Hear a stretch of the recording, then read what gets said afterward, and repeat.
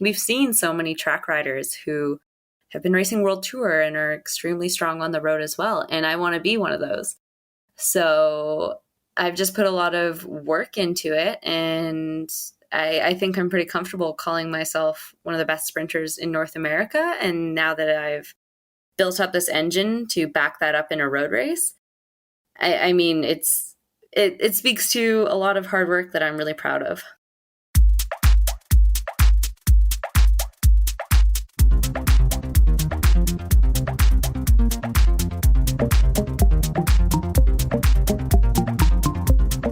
Welcome to the Canadian Cycling Magazine podcast.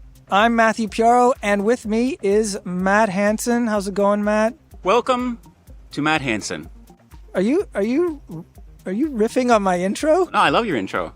Okay, do my intro. Welcome to the Canadian Cycling Magazine podcast. Oh, that's good. Yeah, that's my radio intonation. You know that. On this episode of the Canadian Cycling Magazine podcast, I speak with Maggie Coles-Lyster. She is no stranger to Canadian cycling fans. We've seen her race in the crits in the US. She's got quite the palmares on the track. And of course, nationals this year, right, Matt? She surprised us, I would say. Yeah, and not a surprise too, right? Because, I mean, look at her kind of killing it in the scratch races on the track for so long. And, a crit is basically a scratch race. But the road race, I guess, was a big surprise. But again, she just used that ferocious sprint of hers. It's true. And I say in the interview, I think of her primarily as a crit racer and a track star, but she has been racing road forever as well. So it's, surprise, not a surprise. But I was really excited to talk with her about, all her recent successes. She's on the podium a lot at those American Criterium Cup races. Almost always, it seems. Yeah, and then she jumped into a track race in T-Town, and again was on the podium, also with Naire Barraclaw, who we spoke with over in Milton. They're actually both getting ready for Commonwealth Games. Yeah, it should be exciting. Some more. Yeah. A lot of Canadians that could do well there, I think. Oh, actually, this is coming out on the day that Commonwealth Games start. So that's exciting. Oh, right, because we're in the past right now. We're in the past right now. Yeah, we realized this last time. But anyway. But we didn't tell anyone, thankfully. Oh, no, they knew. We cut that part. No, we didn't. That was in. You will hear my conversation with Maggie where we talk crits, road races, points races, scratch races, and that's only scratching the surface. You've been waiting a long time to use it, aren't you? Haven't you? It's good material. Before I get into my conversation with Maggie, how are you doing, Matt? Oh, pretty good. Thanks for asking. Lots of good weather here. A little hot. Yes, we're outside again in the outdoor studio. We've aimed the mics to try to not catch all the air conditioners in the neighborhood. The one at the church there is ticking away nicely. You want me to go talk to them? To the wonderful people at the church? To tell them to turn off their air conditioning? No, we'll be okay. We'll be okay. You done any good rides there, bud? I did do a pretty good one on Saturday. I rode to Hamilton to visit my in-laws. Well, I wasn't specifically visiting my in-laws, but I was riding there to make a reason to ride 6 hours, because I think it was about 60K there and back. You took the scenic route. I did take the scenic route. I mean, I could have taken the highway, correct. That's probably not the best thing. But the funny part was that when I arrived, of course, I have a mother-in-law who's an amazing cook. She used to be a cook before she retired. She makes incredible amounts, like thousands of pierogies, cutlets. She's Polish. She makes just nutty amounts of food. So I said to her the night before, I said, do not make food for me. Just give me a sandwich. Because if I eat the food there, I will just fall asleep. You know, I can see her showing up with a Polish beer and like 18 pierogies, and that's the appetizer. It's pierogi, by the way. It's already plural. Okay. All right. We can cut that part out. No, go on. Raviolis. So I show up, and of course, that cagey lady, she snuck in not just a sandwich, which was the size of my head, 5 deviled eggs, some charcuterie, and I know that she had a pan on the ready, waiting to fry up some pierogi. There you go. And if I just said one thing, just one look, she would have run into the kitchen and made me 18,000 calories, and I would have just fallen asleep. So, bless your heart, though. Well, it's funny. All my grandparents are from Poland, and as a teenager, if I was visiting my grandmother, I was biking over to her house, I would give her zero warning. Even though I was a hungry teenager, she'd be ticked that I didn't give her warning. And she would say, I would have cooked you. And I'm like, I know, Babcha. That's why I gave you no warning at all. I fast before I go there. I'm like those hot dog guys, those hot dog contest guys. I don't eat anything in the morning. I just leave that stomach as empty as possible because I know something bad's going to happen. Okay, here, Mateusz, have a pickle. This is for your ride. Yeah, tuck. I went for a big ride. Thank you for asking. Did you go for a big ride? I did. I did the Reggie Ramble. Friend of the magazine, friend of the podcast, Holly Clark of the Toronto Hustle, she warned me about the halfway point when you do the 1:30. So you come back, you start at this barn in Warkworth, Ontario, and logistically it's brilliant. You leave the barn, you do your first loop, you come back to the barn, which is the start finish, and you can get bottles and get some food. Or just stop. Or just stop, because if you're like me, you went out too hard and you're pretty gassed by the time you get to the... And it's just sitting there with food and respite and shade. Yeah, you could get beer. But I steeled myself to get back onto my bike, and it was tough. It's a good course. It's my first time doing it. It was good and tough. But I heard that each lap gets progressively harder too. I mean, not just because of the fact that you're riding hours more, but is the first lap technical and the second one is less technical but hillier or something? I found the second lap less technical. Yeah, there was just sort of fewer what organizer Jeff affectionately calls ambushes. Mm-hmm. So there are definitely more ambushes where you just turn a corner and you're going up this. It's less lumpy. Less lumpy. You're going up this ATV trail. There were fewer of those. There was a doozy gravel climb, and it was very wise they put a photographer on this climb, because man, the temptation to walk was up there. But the motivation to keep pedaling when there's someone pointing a camera. I like your suffer face. I haven't seen it. Well, normally because I'm ahead of you, so I can never really see your suffer face unless there's photos. That's why you go back through the race photography to see my pain face. That's lovely of you. Thank you.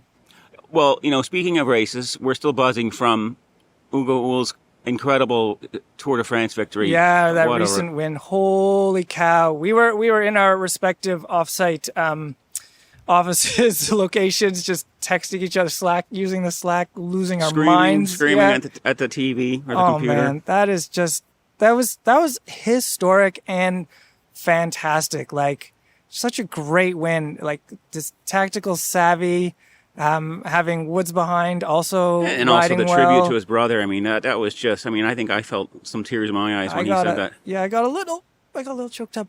But also, it is just so mind blowing to me. Like, you can say all you want, I have this goal, and it's a noble goal, but you know how cycling works. The odds of you... That's a hell of a long game he played there. And I'm just so happy. I'm just so happy it worked. No, it was great. He is so deserving. And it's so funny, too, because whatever, we're all rooting for Woods and Uhl and Boivin and Duchesne, and we want the best for them at the Tour. And you looked at that stage and you're like, 2 big climbs. Like, Woods is probably the man for this, but it's just so fitting that, in retrospect, it seems it's so fitting. Well, I mean, a solo breakaway, he is this fantastic time trialist, so it actually, at the end, he was doing the time trial of his life. Pretty much, yeah, it was fantastic. So, yes, we got to wait for the dust to settle and get maybe a good in-depth conversation with Hugo going pretty soon. I'm sure we're not the only ones trying to get a hold of him right now. No, he's suddenly very popular. I guess the Tour de France stage does that. I guess. I've never won one. Never even done one. No. I have ridden Alpe d'Huez with my dad when I was younger. That doesn't really count as a race, though, does it? Did you win? I dropped him right at the end, yeah. That's right. Show that old man. See you, Dad. He was probably my age now. Ooh. Then, yeah. But the time travel once again. Yeah. All right, well, I feel already older just doing this podcast. Let's travel back to my conversation with Maggie Coles-Lyster. Maggie Coles-Lyster, we're speaking in late July, not long after the Salt Lake Criterium. You were second in the American Criterium Cup race. The next day, you won on the Sugar House Park circuit. That was your first win in your national championships jersey. How did that feel? That was so cool. It's kind of surreal to be racing in the Maple Leaf you just admire the riders every year who win the Maple Leaf. And for so long, I've thought of myself as better on the track than on the road. But that has really started turning around in the past couple of years since I've been racing with DNA, Pro Cycling, and down in the US. So just to have that maple leaf on my chest and be winning a race in it and just be consistent really in all the races I've been in this year is just such a cool feeling. You actually won 2 national championships jerseys. You won the road race and you won the criterium race. Maybe for better, for worse, I think of you as a track rider, as a crit rider, but you're no stranger to the road. What does the road race national championships win say about your skill set? I think it just really speaks to the fact that I've put a lot of work in on the road as well. And I'm just at this point, like I went to 2 junior world championships when I was younger and then had some really bad accidents in 2018. And as I was coming back from that, I mean, I was young and going through growth and change and like gained some weight, which made me lose some confidence on the road.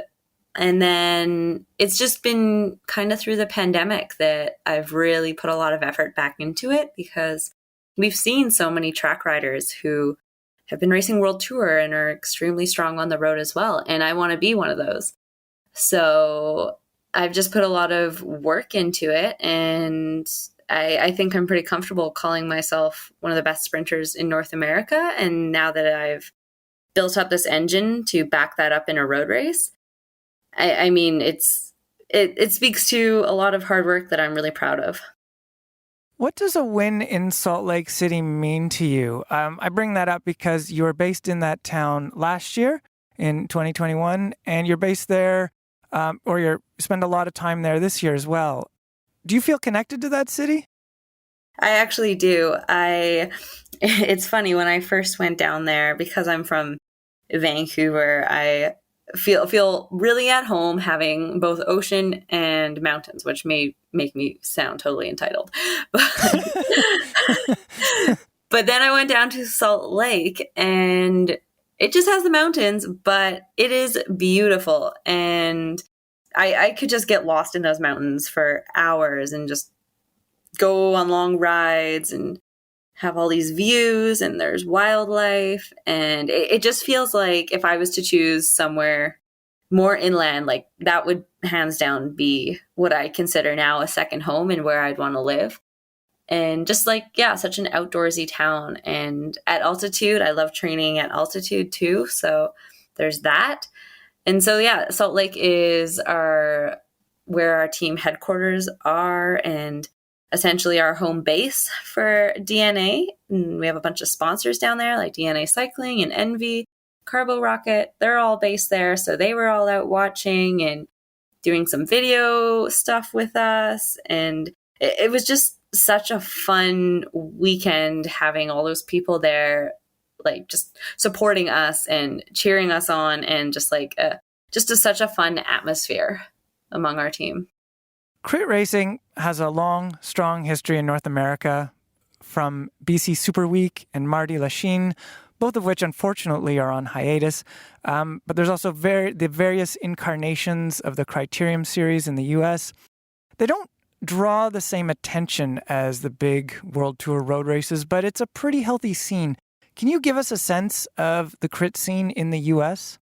Yeah, absolutely. Like you said, it doesn't really draw the same attention as the World Tour stuff over in Europe. But I think crit racing for North America is essentially where it's at. I mean, North America notoriously like short, fast, go out, drink beer, like just have a good time, short attention span, and that's what crit race, and excitement and speed. And that's exactly what crit racing is. And like, you go to these towns like Tulsa and Athens Twilight, and I mean, Armed Forces and Virginia and all this. And these races have just been built up so much, and thousands of people come out, and everybody in the town knows about it. They may know nothing about bike racing, but they know about Tulsa Tough. And you get a ton of people out there, and the race just has history and support. And I think now having the live streams too, there's a lot of excitement for it among people who even don't race it, and like families can watch it. So like my family gets involved with it back in Canada. Yeah, I think it's just really growing in popularity and what bike racing in America needs. And it's just like, just being there in person, it's so electrifying. And I mean, I always race better when there's a really high strung, exciting atmosphere. And so like, it's my like cup of tea. I also wonder if that's just a U.S. thing. What I'm reminded of a bit is I covered the Philadelphia Classic one year, and I'm walking up the Maniac Wall, and I'm sure 90% of those people did not, are not regular cycling fans, but man, they got into it. So I feel like there's just this vibe of like, we're gonna get behind this thing that's in our town. Also, maybe crit racing is a bit like NASCAR. I don't know. Yeah, that's what I think of. I think it's kind of the NASCAR F1 of bikes. And yeah, like some of these races, you go to these small towns, and like guaranteed most of those people would never watch a bike race otherwise, but they get really excited about this race that brings people from all over North America and sometimes all over the world. And I mean, people host riders and they get really involved with it, and all their friends get involved with it. Like there's just such a sense of community, I guess, really around what crit racing is and what it kind of brings to the table. Tell us where you are sitting within the American Criterium Cup. So I am currently first overall in the ACC, American Criterium Cup, and I am also first for the sprint classification, and our team should be first as well, I think, by now. Now, you're going to the Commonwealth Games. Actually, this episode is coming out just as the Commonwealth Games are starting. Will that be a problem for your lead? I have a pretty big lead, so really last Saturday at Salt Lake was an opportunity for me to get max points and to really solidify my lead. So I definitely have a bit of a cushion, but I mean, you never know, like that gap can be closed. So we will have riders at the upcoming ACC races that I will not be at. So they'll be working to, try to take points away from other riders. Interesting. It's still a team sport. Still a team sport, still strategy, even when you're not there. At the Salt Lake City Criterium, a fight broke out between Justin and Corey Williams and Mike Hernandez after the men's event. It followed contact between Corey Williams and Hernandez in the men's race. This fight had an effect on your race the following day, as the Williams' team, Legion of Los Angeles, pulled both its men and women's teams out of the next day's race. The team cited, and I quote, "a lack of accountability from race officials has resulted in a peloton that lacks the respect and safety expected within the professional ranks," unquote.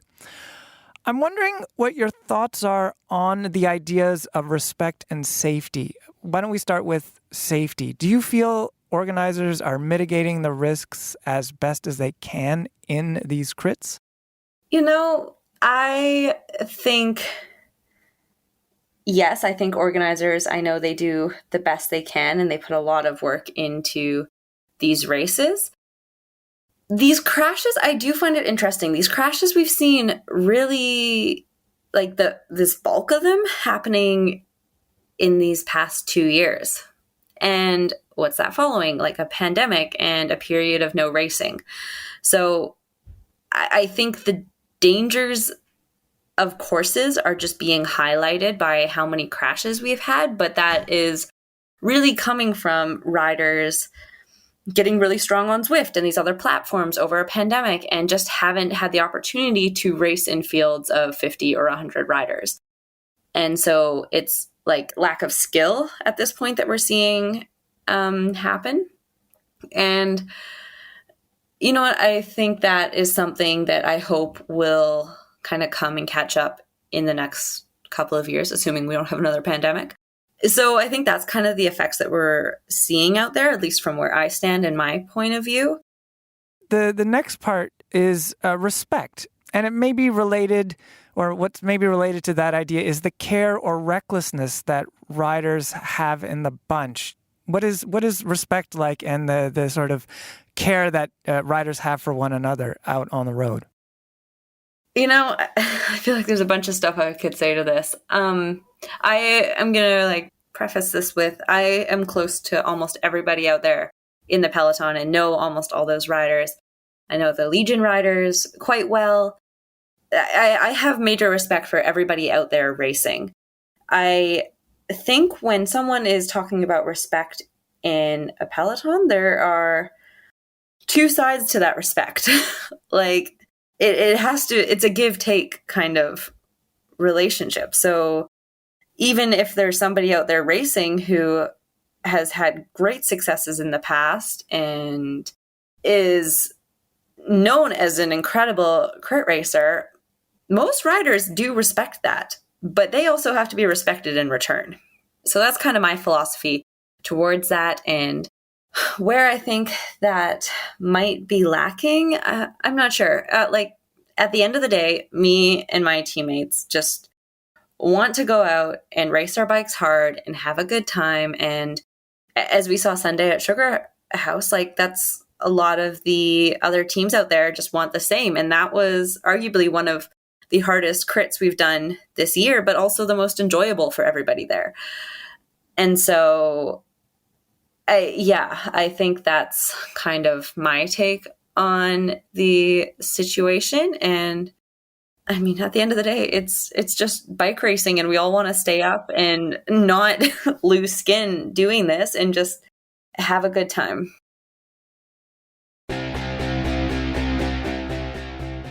This episode of the Canadian Cycling Magazine podcast is supported by MS Bike. August is just around the corner, and that's when MS Bike events kick into high gear. There's one in Annapolis Valley, Nova Scotia, another in Cowichan, BC. There's Ottawa to Brockville, and also Gimli, Manitoba, and Trois-Rivières, Quebec. And if you can't make any of those August rides, well, you have a very busy August. But there are also some rides in September. Did you know, on average, 12 Canadians are diagnosed with MS each day? So don't delay. Head to msbike.ca. Sign up for a ride and start fundraising. The money you raise will help those with MS. All that begins at msbike.ca.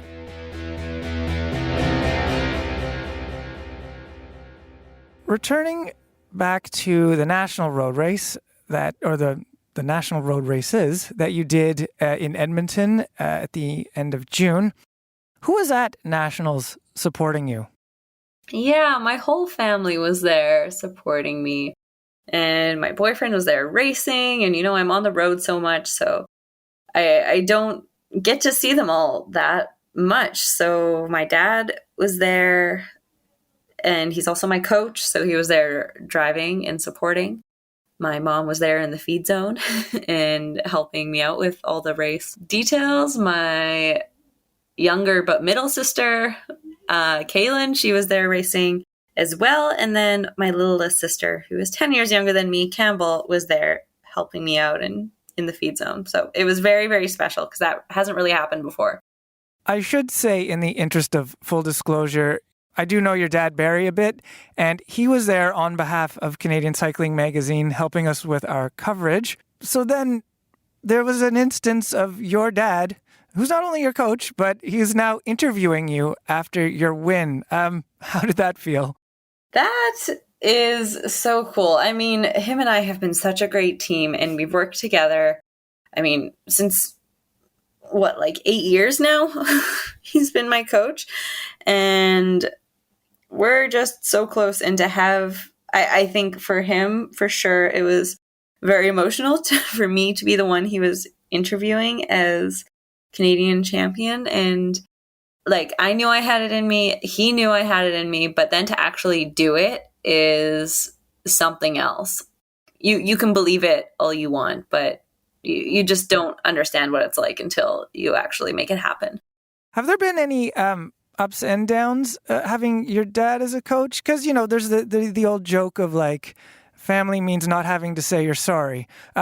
So there's a different dynamic there. So yeah, I'm just wondering about that as a coach and father-daughter relationship, a coach and athlete. Yeah, I think most people would be surprised to find out it has worked out super well. And I mean, he knows me better than most people. And I think just the nature of how our family is, like we are very, very tight knit and are all very close and very open and all that, which is great.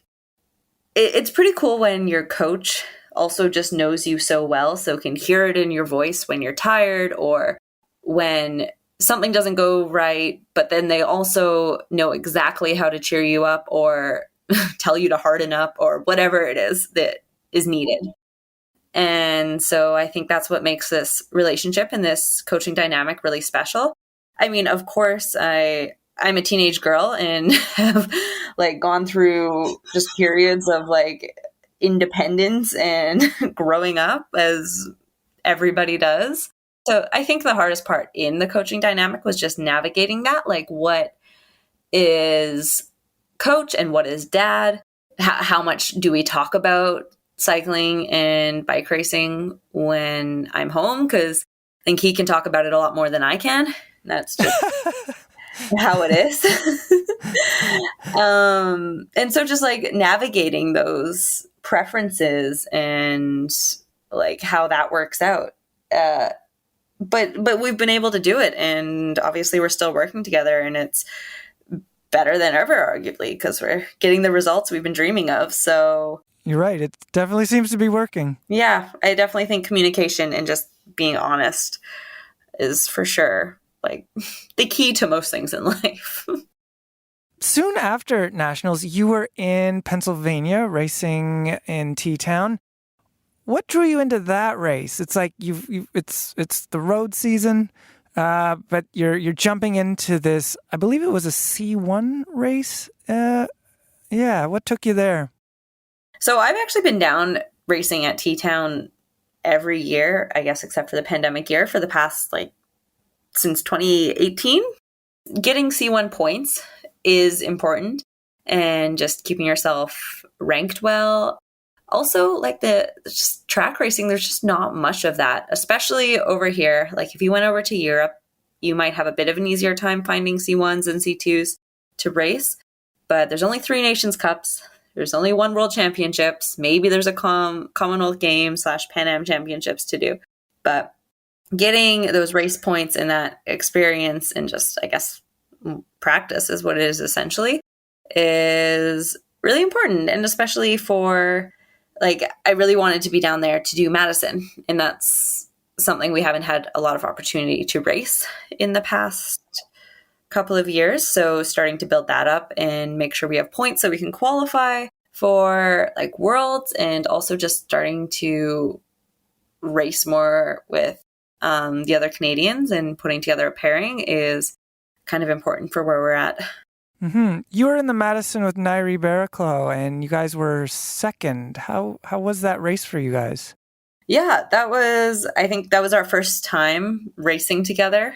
And so we'd practiced once, maybe the day before. So I was really impressed with how we rode. And I mean, we're both very strong, but kind of similar riders in a sense. And so I think that just showed that we do complement each other very well, and there is something to build on there moving forward. I mean, Jen Valente is an absolute beast and has been flying for a few years now. So just figuring out ways to beat her, I guess. Does the new Nations Cup setup, which replaces the World Cup setup run by the UCI, affect your ability to get points? Were there more on offer, or was it quote unquote easier to get them with the World Cup scenario? That's a good question. I think what's unique about these Nations Cups is you still need a minimum amount of points to race a Nations Cup. Those points still come from say nationals, C2 races, C1 races. So you still need to do those just to be qualified to do a Nations Cup for bunch racing, at least.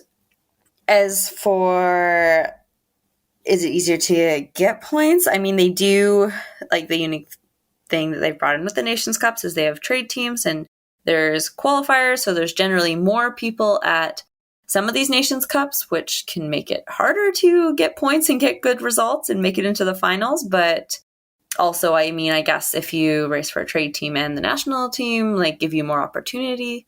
On the idea of teams, you are in T-Town on Star Track Cycling. You race the crits as part of DNA Pro Cycling. How many teams are you on? How many teams can you be on? just those two plus the national team. Yeah, just those two. So you can have a UCI track trade team as well as still race for your pro team.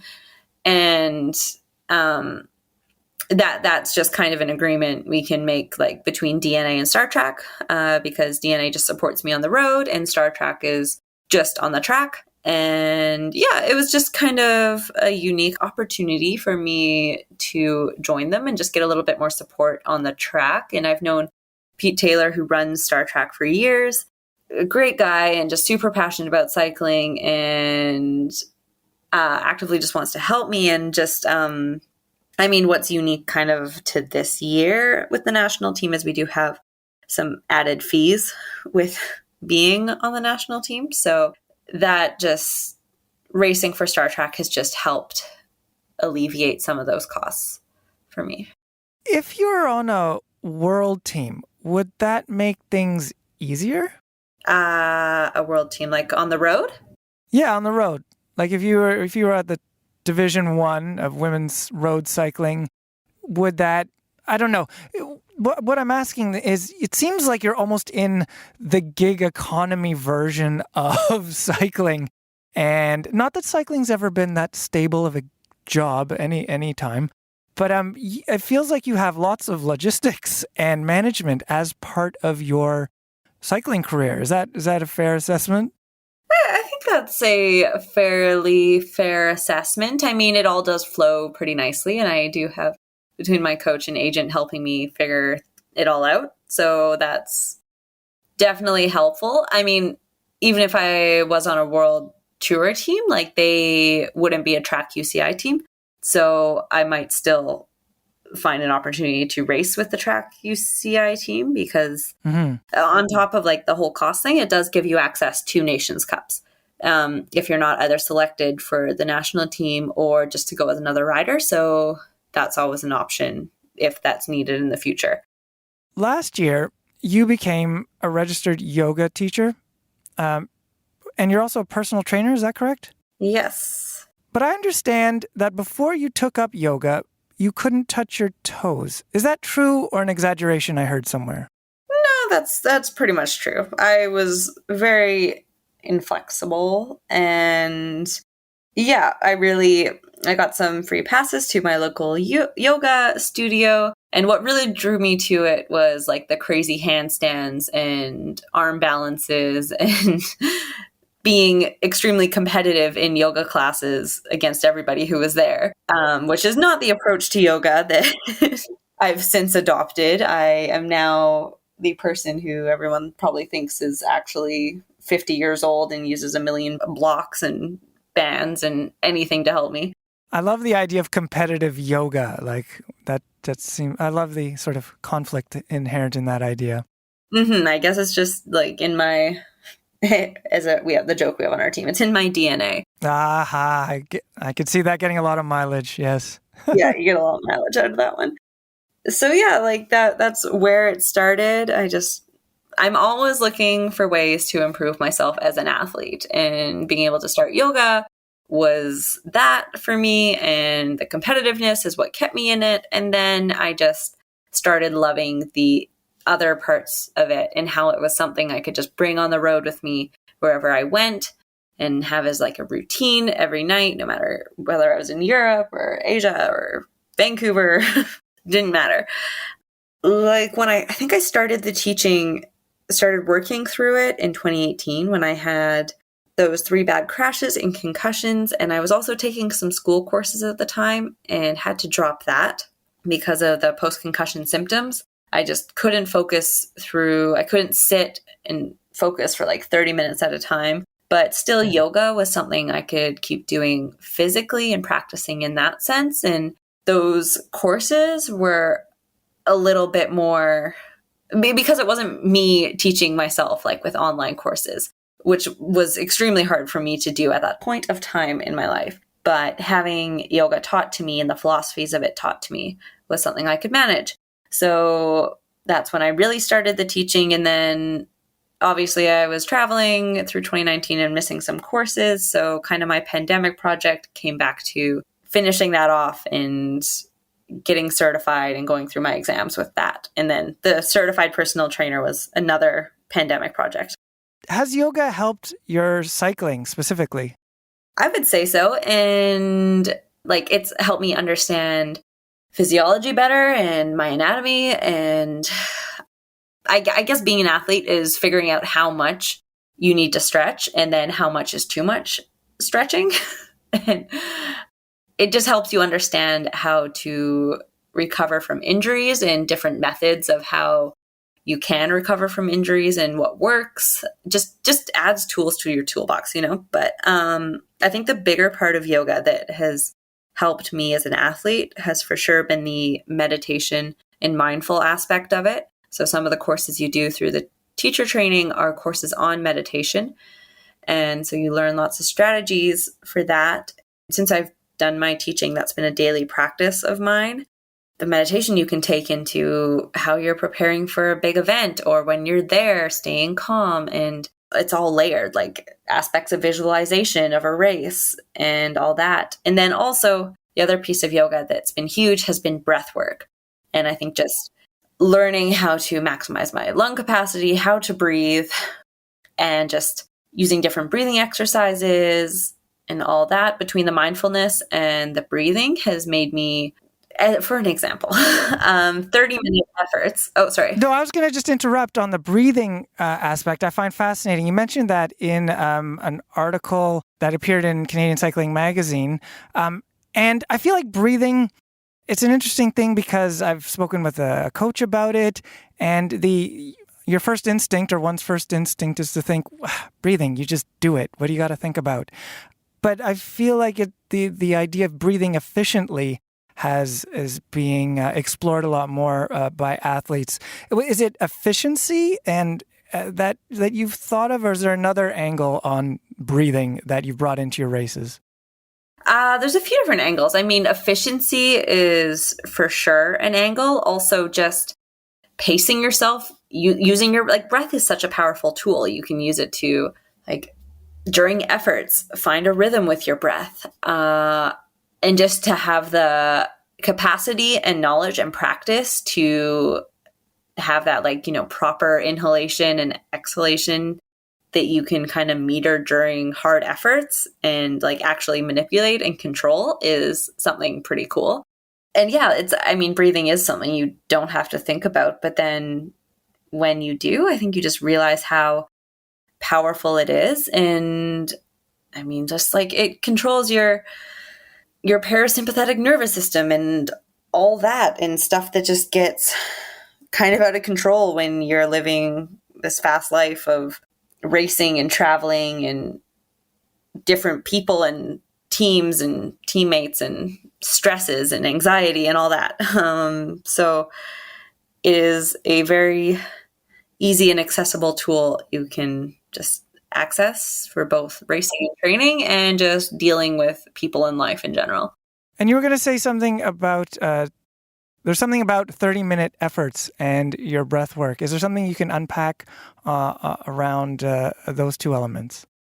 Yeah, so that was kind of the combo of meditation and breath work. So I used to hate anything over probably 5 minutes. I would just get bored. And I'm still not the best at time trials, self-proclaimed. They're not my specialty.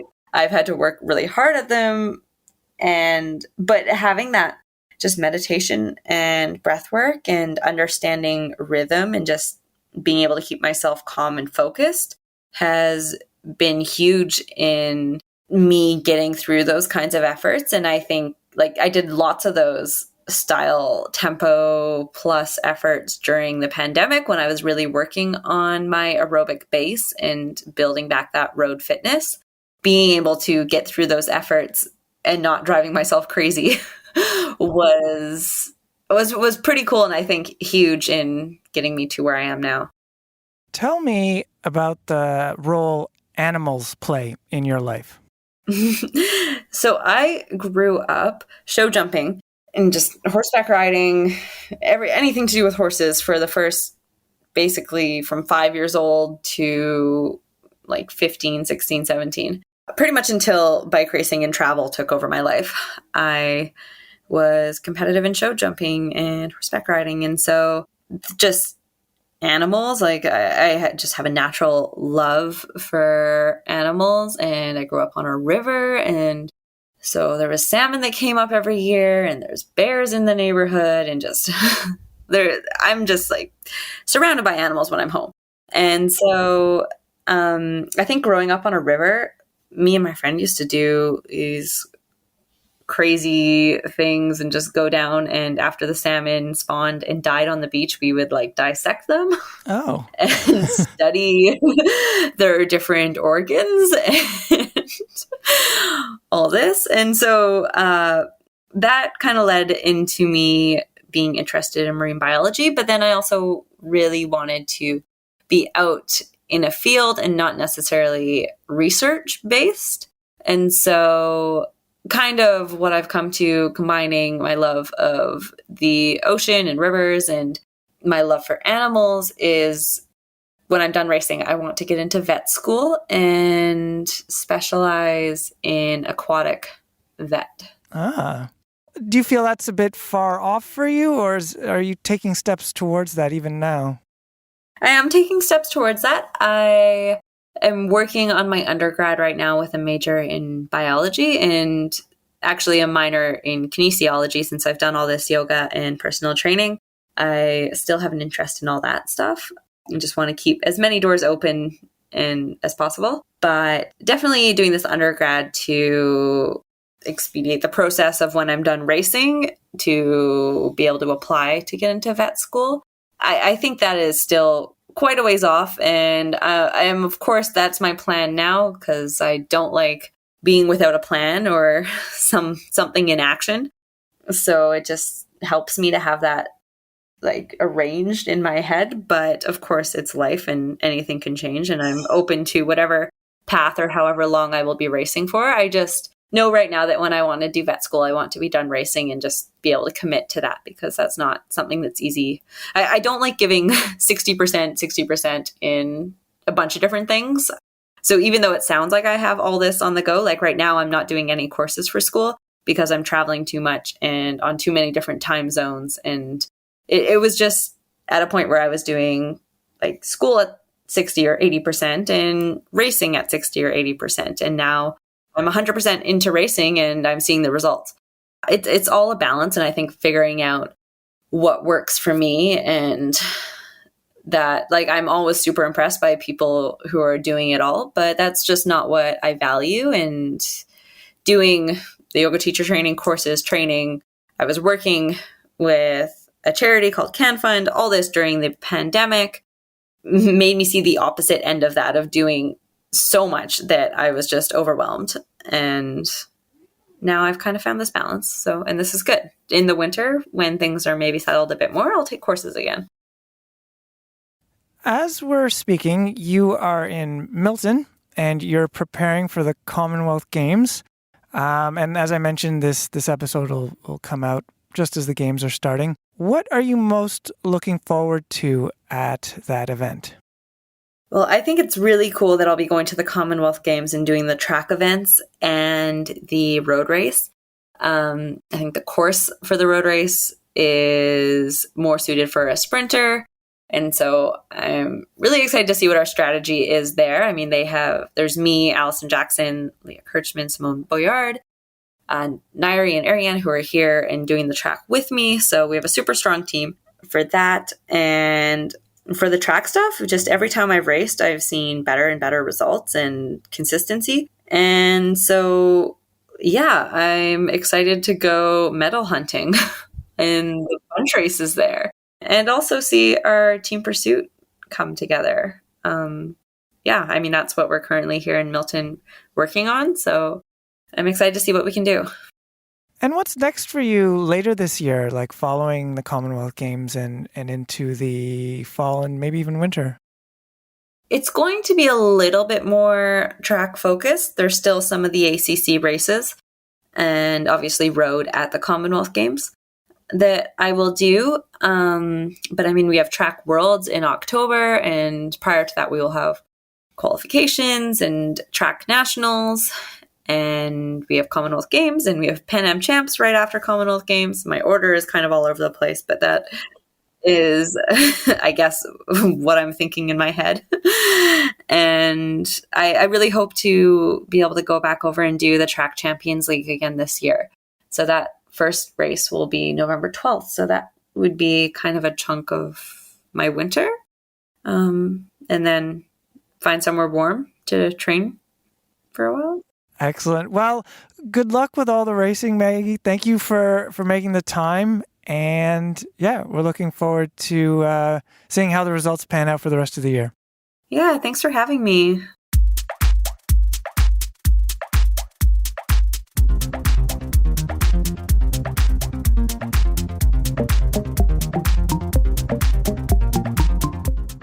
And that's the episode. It is written and edited by me, Matthew Piaro. I had help from that guy over there. Quite a bit of help. I would say I kind of kept this boat afloat. Thank you, Matt Hansen, for all your flotation. Yeah, okay. We can cut that part. Yeah.